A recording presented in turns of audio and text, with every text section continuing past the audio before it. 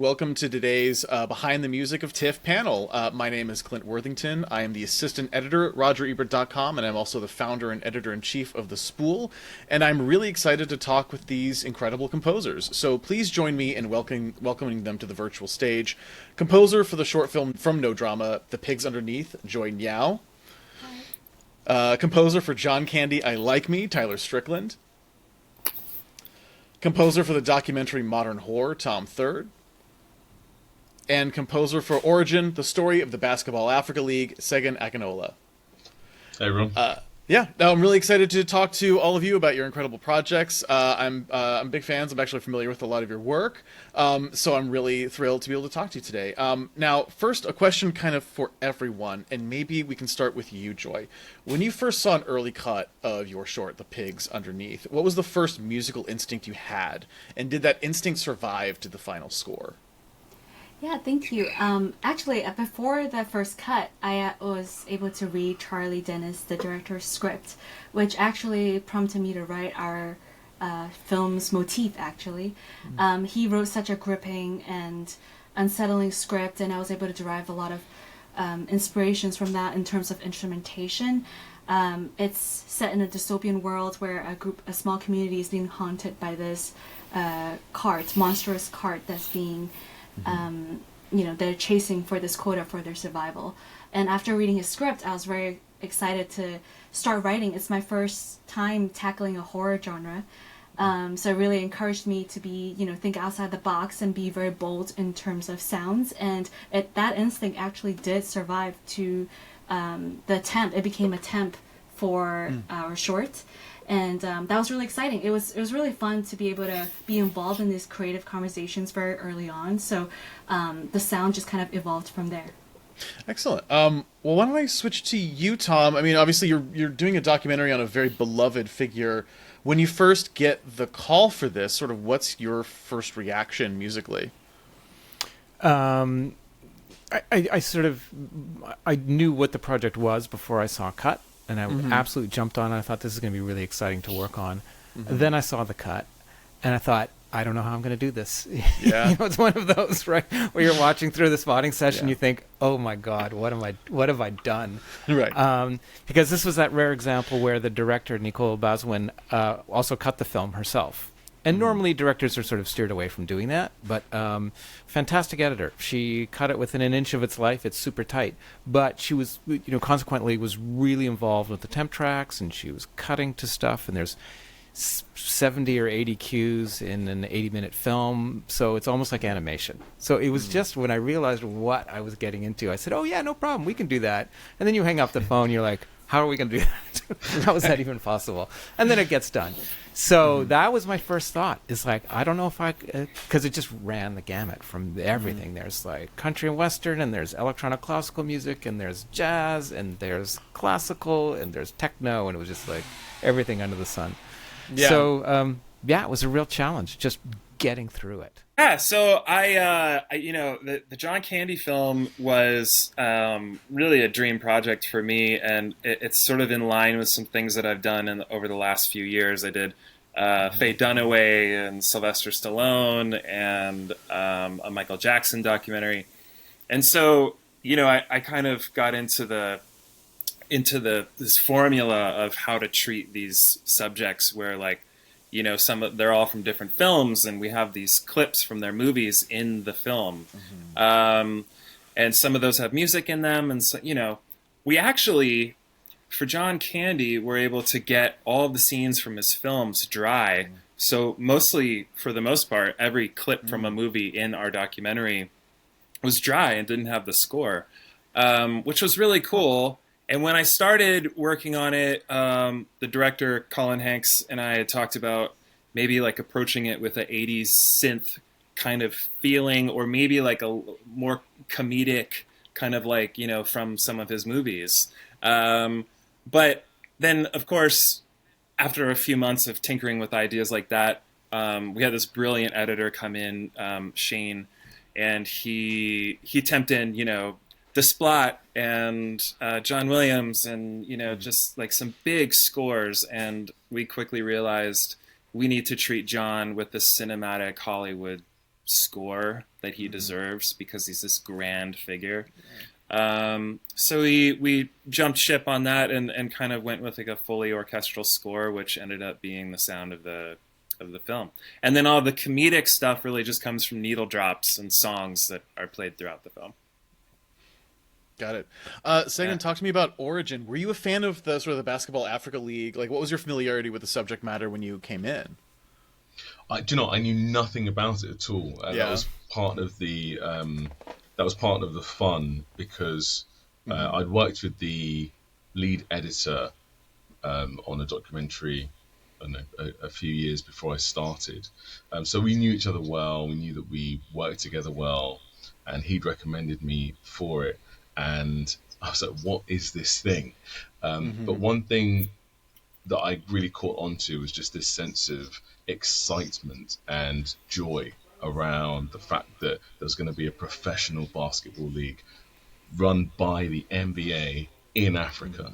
And you could feel it just within the team. And then once I actually started seeing all of the material in the cuts, there's a really clear sense of the fact that for the players there was so much excitement, because you get a whole range of teams across Africa who, for some of them, they have professional leagues in their countries, and for others they don't.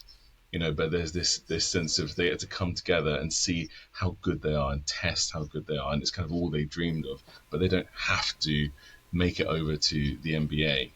They actually get to do it in Africa. That's incredible. So, getting back to the first question, then, what was sort of the first musical instinct you had once you saw an early cut? Definitely making sure that sense of joy came through in the music. Making sure that it was not just something that we were seeing in people's eyes as they were talking whilst they were playing, but making sure that the audience felt it. That for all of the ups and downs, I mean, it's a story. There are going to be good moments and bad moments and difficult moments, and obviously it's a sports documentary as well, so that there's that sense of jeopardy and who's going to win or lose and everything. But overall, there is this sense of joy, and it's really important. It was really important to make sure that came across and that came through.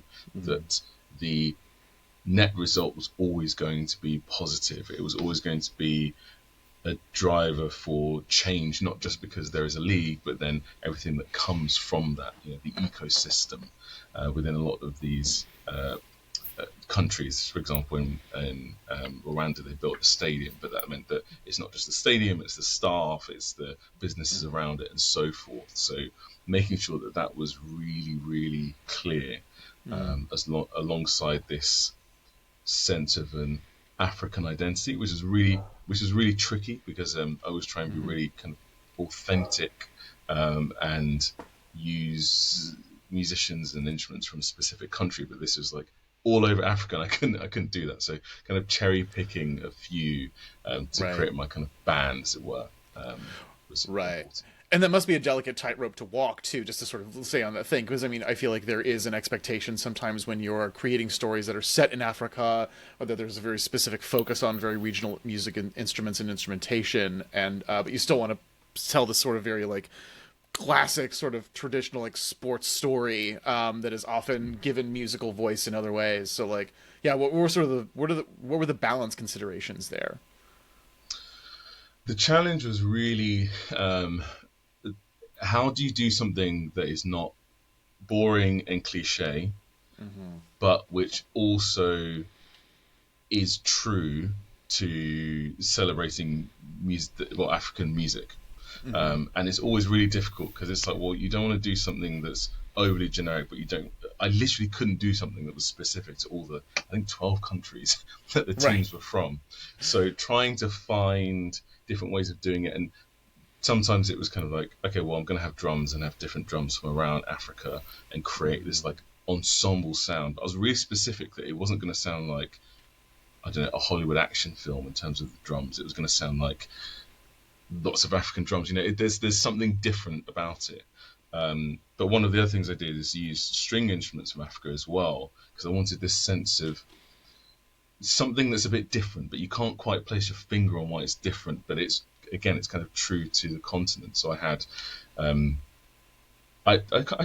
I can't remember if I used kora, but I definitely used separoa, which is like a harp lute kind of instrument, and others as well. So it's not just the kind of obvious things of voice and drums that you might use, but there are these other instruments that would still feed into this idea, but could be used in a way that didn't make you think, oh, I'm hearing what I always hear when there's a story that's set in Africa. Right, absolutely. Well, you brought up Joy before, which brings me back to you, Joy. Let's talk about the work on The Pigs Underneath. Obviously, I know I nailed that transition. Let's set that. Obviously, you're working within, like you said, a horror, which is a genre that you didn't have a lot of experience before, but it's also in short form, right? Which demands very tight pacing and selling very big modes in a very short amount of time. How did you approach sort of like building that musical canvas where you have only so much time to establish an identity there?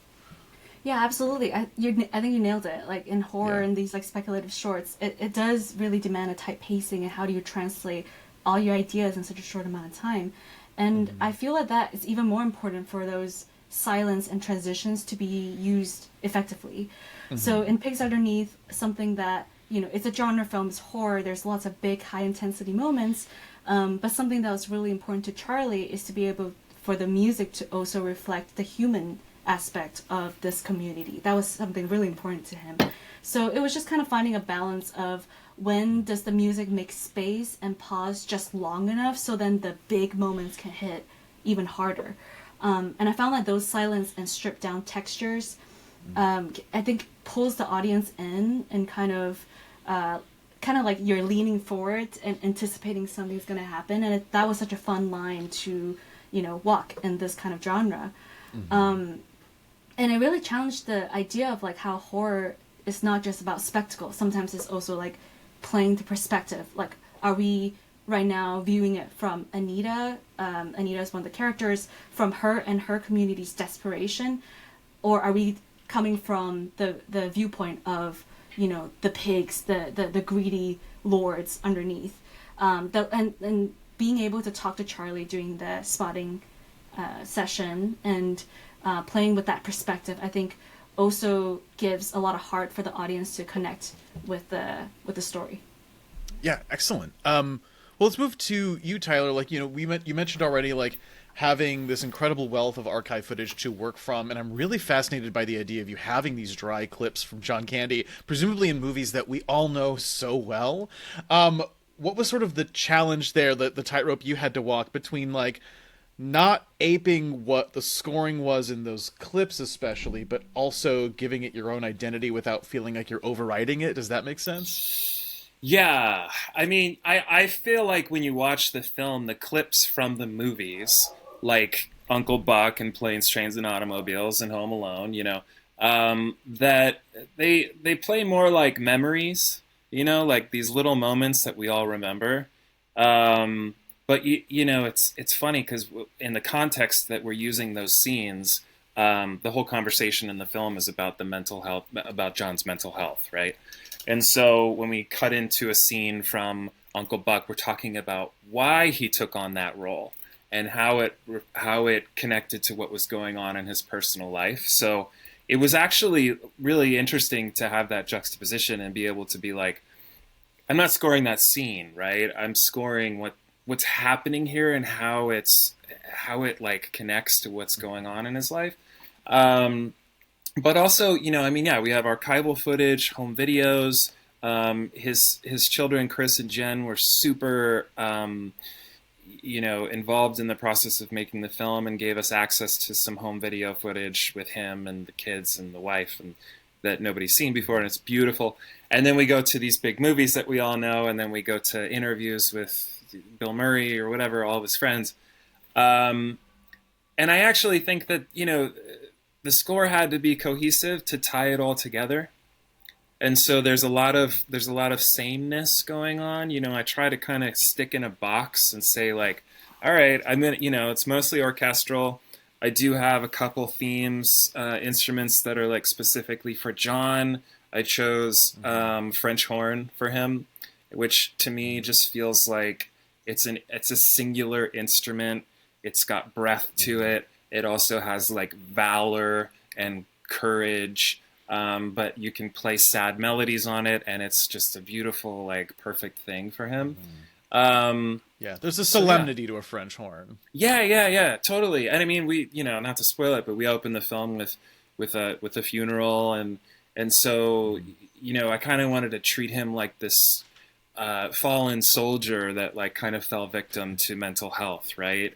And like how it affected him, we'll find out throughout the course of the film, but I wanted him to feel like a soldier, like, fighting these emotional battles through the whole film. So it was like a perfect instrument for him. Yeah. Beautiful. Yeah, would you say that sort of respect for John and his legacy was kind of front and center in your approach?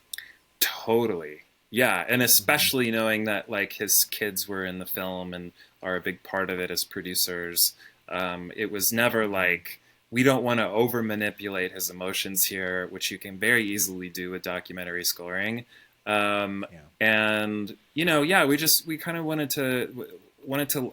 The thing about John is that he's so, like, boisterous with his smile. He's like a big, funny guy, and his he just burst off the screen. So the score, didn't have to, like, do too much with supporting that. Like, he did a lot of that for us, and some of the comedy is just really great, and I didn't want to, like, overdo it with the comedy, so the score is kind of more emotional throughout. Yeah, for sure. Well, Tom, let's talk about modern horror. You mentioned sort of how Nicole is so central filmmaking wise to so central to directing and editing and everything else, but it's also a very sensitive story about sex workers and the sort of the misconceptions they go through. What's it like sort of approaching that musically and sort of building a voice for that specific way of life and advocating for it? Yeah, they had an approach coming in, which was to give the whole thing a kind of a levity. So she used a lot of sort of 60s pop music to kind of tell the story. It's shot in an almost kind of a cartoon-like style. There's panels and sort of candy color lighting. So no matter what the material was, sometimes the stories are funny and sometimes they're not.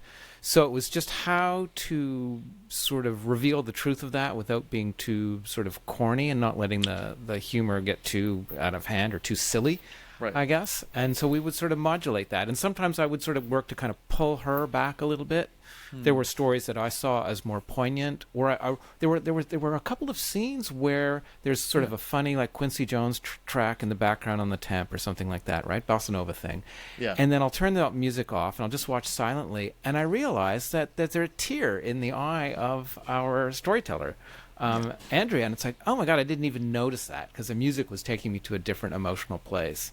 So when I saw that, I went, oh, I need to watch the whole film with the sound down and just see what's going on these people's faces, because it bounces back and forth from sort of reenactment that's sort of a little more broad and funny to sort of direct address to camera, where we've got Andrea, our central character and the writer of the book, talking with other sex workers, doing a sort of a round table thing.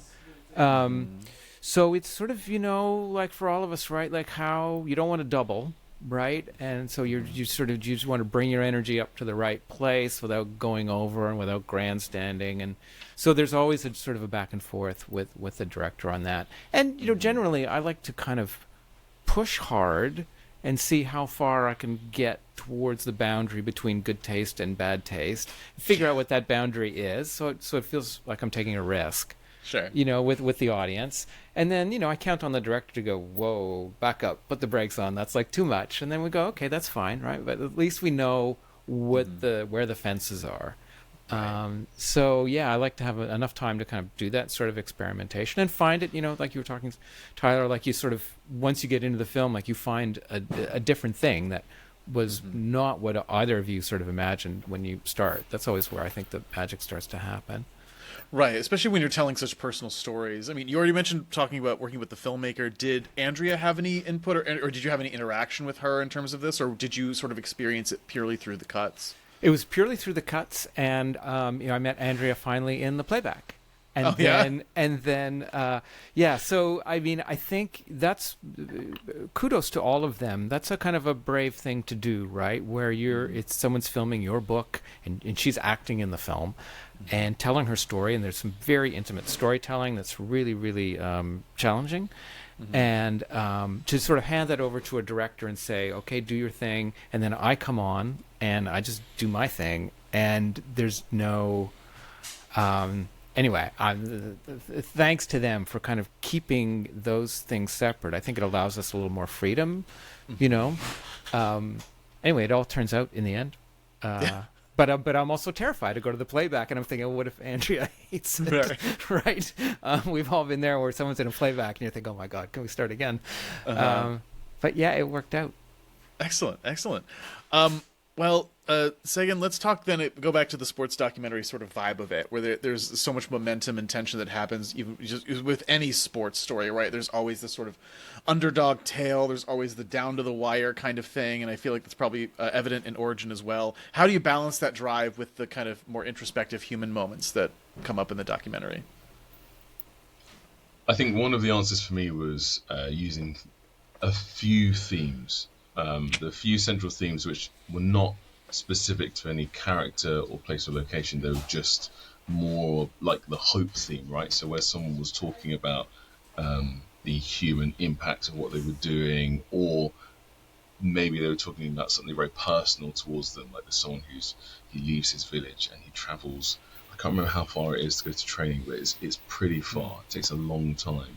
And it's a sacrifice, but he's really excited to go, and he loves it. But he loves being with his village as well. So, kind of having a few themes that were kind of these story themes that were all about the human connection were really, really important. And I think they effectively juxtaposed really well with when we did have matches, where, because there are certain games where the story is told through, like, okay, this team, they need to win, and you're going through every play, and obviously, you know, the job of the music there is to take you through every moment. So I know the classic example is the '89 Batman, where you have the whole, like, Batman's winning, so the music's doing something, and then Batman's losing, so the music's doing something different. So taking that same kind of approach to the game, where it's like, okay, well, whoever we're painting as the goodies are doing really well here, so we're like, great, lots of, like, hopeful music, and then, like, oh no, they're losing, and then, you know, the pantomime villains have their kind of moment. So kind of breaking down those games into kind of small chunks and telling the stories so that we get the full spectrum, and so actually ultimately we kind of go further into what the players are feeling and what their experience is like, was kind of the approach.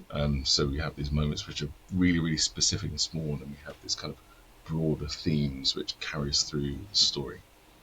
Sweet. Well, I think in the course of all your answers, you all have kind of alluded to specific instrumentation or various approaches, but I'm curious if I can go around the table, maybe starting with you, Joy, and ask if there's, like, one scene or cue or even instrument that you landed on in the process that kind of felt like the Rosetta Stone for the whole thing. The thing that if there was one thing that, like, made the whole project click and you kind of knew at least the direction you wanted to go down.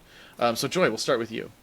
Yeah, for us, I don't think there was one specific thing, but we did kind of separate into kind of three different elements in the short. We had like clock-like elements that shows, like, that represents the card. So there's this motif that always repeats whenever we see the card or we feel its looming presence. Kind of shows that time is running out for this community, and that's more like synthetic bass. And then for our community, I wanted to do more, because Charlie really wanted to do the humanizing element. So I recorded a lot of my own vocals and breaths, and to just show kind of like that anxiety feeling and the struggles of this community. And then the last element was the pigs that were underneath, and we used, like, really regal and gilded orchestrations, like epic choir, to just contrast with the grotesque reality of what they're doing versus their self-appointed godlike status. So I think using these different instrumentation is really fun to be part of that world building process, and I think makes this world feel really alive and have its own unique sonic identity. Excellent. Tyler, what about you? You mentioned sort of building themes for John. Was that part of the unlocking process for you? I kind of already answered this question because That's true. I used a lot of French horn, And I mean, it wasn't a lot of French horn, but it was like, okay, I really liked this juxtaposition of full orchestral cues with like a big sound, and then right in the middle, just this singular French horn. It just felt like John to me, whatever that recipe was. I mean, we used some other stuff, you know, some woodwinds. There are a couple of cues as we start getting into the Planes, Trains, and Automobiles era where I did a little synthy stuff. But I'd say like 90% of the score and what's going to end up on the soundtrack is, you know, from the orchestra session that we did with strings. Yeah. Excellent. Yeah. Did it feel good to land on the French horn? Where it was sort of like, okay, I feel like John's in good hands with this French horn. Yeah. It was cool. Like it immediately sort of felt like, and it, you know, and it was simple too. It wasn't like stacking, you know, harmonizing. It was just sort of a 3 to 4 note melody. And it's a motif that we use in the film, a few times. And yeah, I mean, it felt really good. Nice. Tom, what about you? Was there a sound that kind of helped inform your work on modern horror? Yeah, really specifically, in one of my very early meetings with Nicole, the director, she read somewhere me talking about spaghetti westerns and how much I loved sort of 60s sort of soundtracks, which my parents would have played when I was in the womb, something like that. So the Farfisa organ, that is the Rosetta Stone in this film. And she was sort of pushing me. I mean, it took a little while before we sort of trotted it out, but I used to have 2 Farfisas. I sold them both because they were dying and they took up a lot of room, but I sampled them and mostly the weird creaks and groans and the noise and all of that stuff. So that ends up getting used along with sort of electronic stuff. But that sort of tied it together. This sort of like 1966 Vox Continentally Farfisa sound in and alongside everything else. There's like techno with Farfisa and there's country and western with Farfisa, and yeah, that was the instrument. So is it that there was like a lot of different genres you play with, but that instrument kind of is the through line that connects them? I just kept trotting it out whenever I could, because there was a question from people that were looking at early cuts, like, oh, the music is all over the place. Is there a way to tie it together? And the organ ended up being that string that sort of knit some of these things together. So I would just put it anywhere I could, and it's in there. Beautiful. All right, great. Segun, how about you? I think for me, like Tyler, I've probably answered this. Yeah, probably. From jibber jabbering. But yeah, I think definitely it was the themes and figuring out the combined sound world. You know, this idea that actually, yes, I can have drums which allude to certain areas of Africa but aren't overly specific, but aren't too generic, and I can have the kind of string instruments, and I can also have a few specific themes. There were like 3 specific themes that are used at various points, which just underline the emotion, and that kind of just brought everything together. Segun, was there a particular like scene or sequence that was particularly fun to score? Yeah, definitely. There's in the 3rd episode, there's a game where there is a team that we just, well, actually the editor just turned around and said, I'm kind of treating them as a pantomime villain. So okay. And again, I know him well, and he turned around and said, I love this temp track, and he probably knows that by telling me that he loves the temp track, I'm thinking, right, okay, now it's my challenge. now I'm the underdog. Now I have to beat this temp track, and come up with something. And so that was a challenge. But it was one of those moments where we did have an extended game in the episode as well. So I really got to go through all the different gear changes and the moments and the ups and the downs and whatnot. And I really had to. This team are really arrogant. They're so arrogant, but they're the kind of arrogant that you're like, oh, I really want the underdogs to beat you. So I kind of got to just treat them as villains and kind of take that as far as it would go. And you know, he was happy. He was like, great. I can't even remember the temp track, so I was like, yes, I love that. Well, that's something in my experience interviewing composers. That's always kind of an interesting angle to sort of explore. So I'm curious about what everyone else thinks about sort of the reality of temp tracks coming in to a scoring project. Like maybe Joy, for you, like in your experience using temp tracks, do they feel like a guide? Do they feel like a challenge? Do they feel like competition? Like how do you tend to approach them? I actually feel like temp track it's like a start of a conversation. Whether the directors like the direction of where this temp track is going or they don't like it, it just acts as a conversational point, and I can like kind of find out hints of what they what are they thinking musically. So it could be a hindrance sometimes. I know there's like temp love is a thing, which I'm sure a lot of composers here also experience that. Yeah, I almost just use that as a guide and hopefully spark creative conversations and collaboration from there. Beautiful. Tom, what's your approach to temp tracks? I have more love for them than I used to.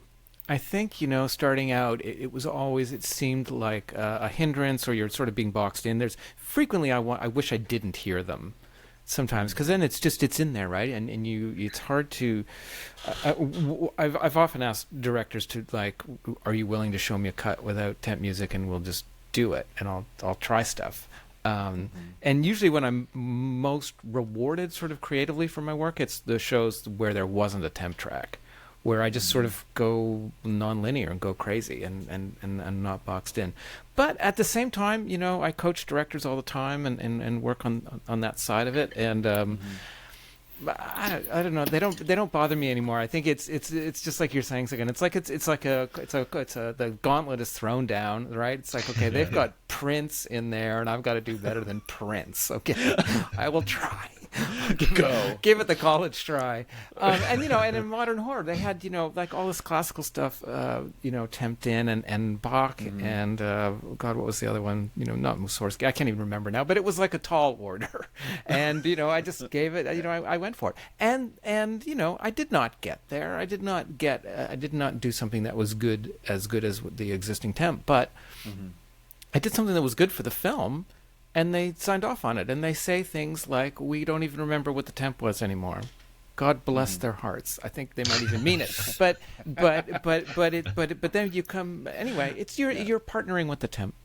I don't know. That's a big question. Every composer complains dearly about them, but But I love hearing people's thoughts about it. So Tyler, what do you think? I've always wanted to make a shirt that says "Temp Love." I've always thought that, and just can I order some? Yeah. Right. I have a long relationship with temp. I would say that a lot of the time it's helpful to get the conversation started, but there is a wild difference between when people, some editors are very good with temp music and some editors are so bad with temp music. Sometimes I agree with it, and it's challenging because you are like, oh man, okay, now I have to beat this, which is always terrible. And I once worked with an editor who only had like 4 pieces of temp music, and they weren't melodic; they were just basically drones. And one was like sad, one was scary, one was emotional, and that was it. And he just used the same 4 tracks over and over in the film, and I was like, this is brilliant. I wish everybody did this because we know that it's going away. And then like in John Candy, there's a scene in Home Alone where they literally temped in John Williams' theme for Home Alone, which everybody knows. And there was a brief moment where they were like, okay, yeah, you need to replace that. And I said, no. Good luck. I said, I'm not replacing Right. that. I am not replacing that. Are you kidding me?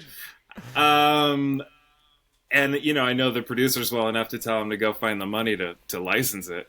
I was just like, man, I don't do that to me. But if I do it, like, just have the expectation that I'm going to go in a completely 180 direction from this, because if it's anywhere remotely close to popular, famous temp music, somebody's going to hear it. And like, I watch a lot of TV, and I can hear it.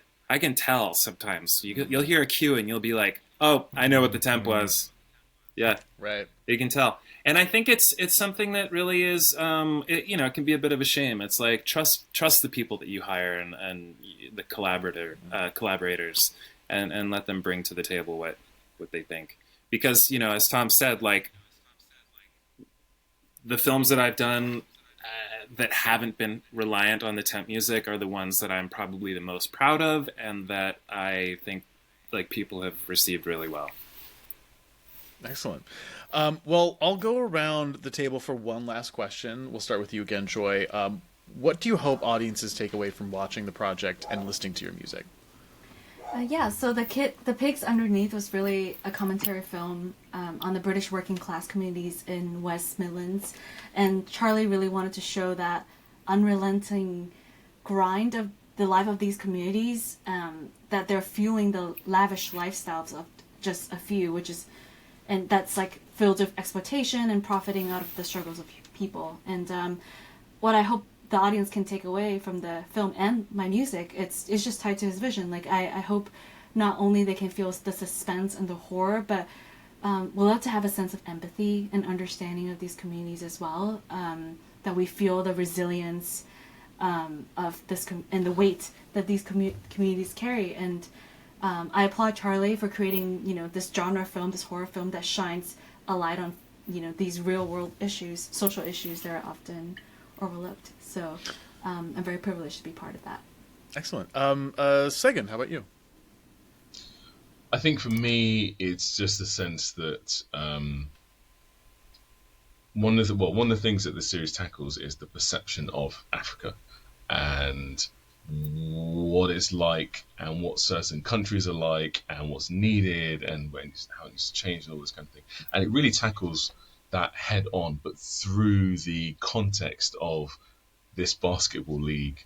And I think then for me, it's really just the sense that Africa's really exciting. It has the youngest population of any continent in the world. And obviously at the moment, there's a lot of influence in media, like music and shows and whatnot, of African ideas and creatives and whatnot. And so this idea that actually it's a really exciting place and there are exciting people there with exciting ideas, and there's a lot to kind of partner with people, and also the sense that there's a lot of hope and joy. It's not all like doom and gloom as is sometimes it's portrayed is the case, and that there are dreams that people can achieve there on the continent as well. So I think that's what I would say. Excellent. Tom, what about you? Listening to your other answers, I'm thinking about the state of the world, and we're, sort of perpetual collaborators, just as, that's what our job is. And so everything I work on these days, I'm looking at it through this lens about sort of inclusivity and sharing and absorbing each other's stories and hopefully leading to a kinder and nicer world. And so even though we sort of have this comedy about sex work, there is, like your film, Joy, like a subtext about class struggles and misogyny and othering and whatever alternative communities that aren't given their proper due. So that's what I hope people are taking away from this film. They're seeing the story of this one person's story and looking at the world through that lens. Hopefully, that is about peace and love and justice for all. Excellent. Well, we'll close out with Tyler. I wish we closed with Tom because that was nice. I know. But no pressure, Tyler. I'll basically piggyback on that and just say, this film with John Candy is very much so about mental health, and he went through life and through his career as a comedian, and he was this big lovable guy and always joked, but he held these grudges inside very very close to his heart, and he didn't share them with people, and in the end they did sort of just eat him alive. And so, I hope that this film is successful in conveying that message, that it's important to talk to people and to get open up. And I hope that the music really just supports that. And I'm very proud of the fact that I didn't just make a comedic score for this film and for John, and that it really plays as like an emotional journey through his life. So Excellent. Well, I think it was a pretty solid answer. I don't think you needed to be insecure with that one. That was really lovely. Looks like that's all the time we have today for this panel, though. Thank you so much to our panelists, Joy, Tyler, Tom, and Segun, for being here with us today to discuss their incredible work. And thank you to Impact 24 PR for putting this panel together, and to all of you for watching. And we'll see you next time.